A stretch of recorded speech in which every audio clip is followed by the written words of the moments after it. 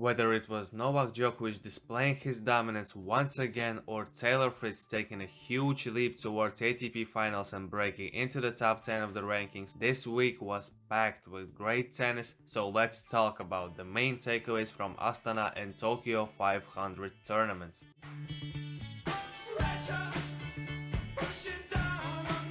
At times, throughout this year, it felt like Carlos was untouchable, unstoppable and unplayable no matter the situation. But since the US Open, obviously something changed, and that is that Alcaraz is not a hunter anymore, he is the hunted. As many previous number ones have stated, when you become the leader of the rankings, you get a giant target on your back. And understandably, it brings an unprecedented pressure. In his 3 matches as the world number 1, Carlos lost 2 of those matches, and to be real, this loss in Astana was pretty bad. Current David Goffin is not the guy that you should lose to as the man in tennis.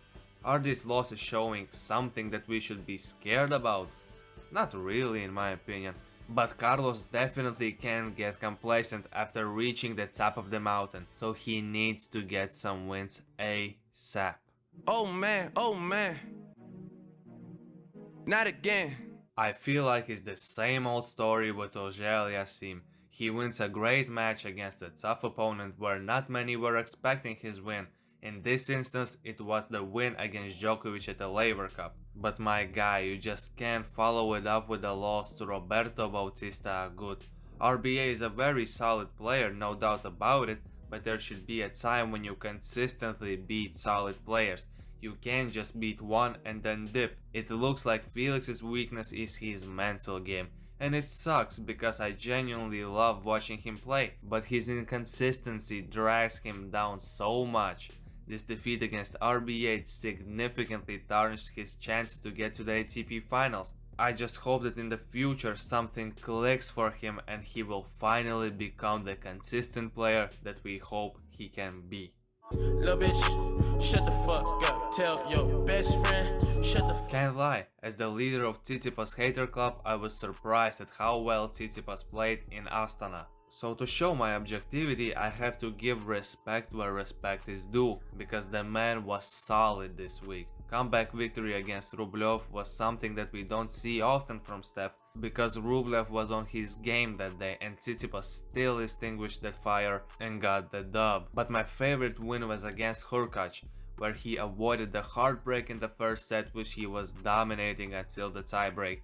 Saving 5 set points against Hurkacz is not something that anyone can do, and after his clutch play in the end of the first set, second set was relatively smooth sailing for Steph. We don't need to talk about his loss in the finals because he seems to be allergic to winning ATP 500 titles, but see, I actually can be objective and praise players who I don't really like.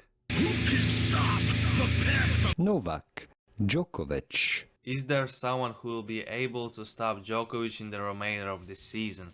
It's really hard to tell, but this tournament showed pure dominance by Djokovic. Even when times were tough, like in the Medvedev match, he dug deep and came out of this match victorious. And against Tsitsipas, his win was never in doubt, so Novak was the rightful champion of this tournament. And I have a feeling that I will have to say this sentence a few times more in the remainder of the season. I guess there are some positives that he couldn't play Australian and the US Open, because now people care a bit more about the tournaments that follow the last Grand Slam of the season. Nothing much to say here, it's just unfortunate that Nick has that reoccurring knee injury that impacts his ability to play many matches during the season. Kyrgios generally played pretty well in Tokyo and could have played an exciting match against Taylor Fritz, but unfortunately he had to withdraw from the tournament, so it is what it is, but hopefully he recovers pretty quickly from this injury.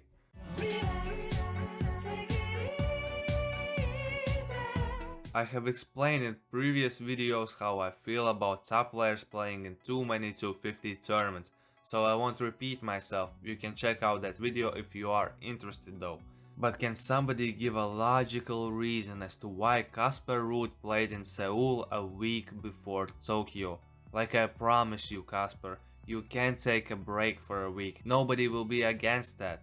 This Tokyo tournament was just a showcase of fatigue setting in from playing too many tournaments. I am scared for him when he will have to play in the ATP finals, because if he keeps up this level, he will get smoked. But I suppose this year could be used as a great example on how not to schedule your season.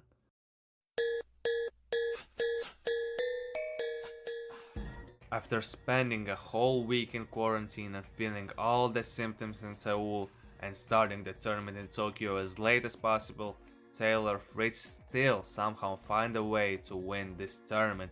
This title helped him reach his goal of becoming top 10 player in the world, and now he is in a tight race for a spot in the ATP finals. Was he a bit lucky that he didn't have to play Kyrgios in the quarterfinals of the tournament? I guess. But still, you have to earn that luck.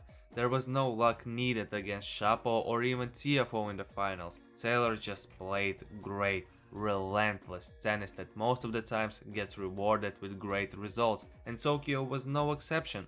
Now it will be interesting to see how he follows up this title and whether or not he will cement his spot in this year's top 8. Comment down below what were your main takeaways of this week in tennis. Like the video, share the video, subscribe to the channel for more tennis content, but until next time, take it easy, my friend.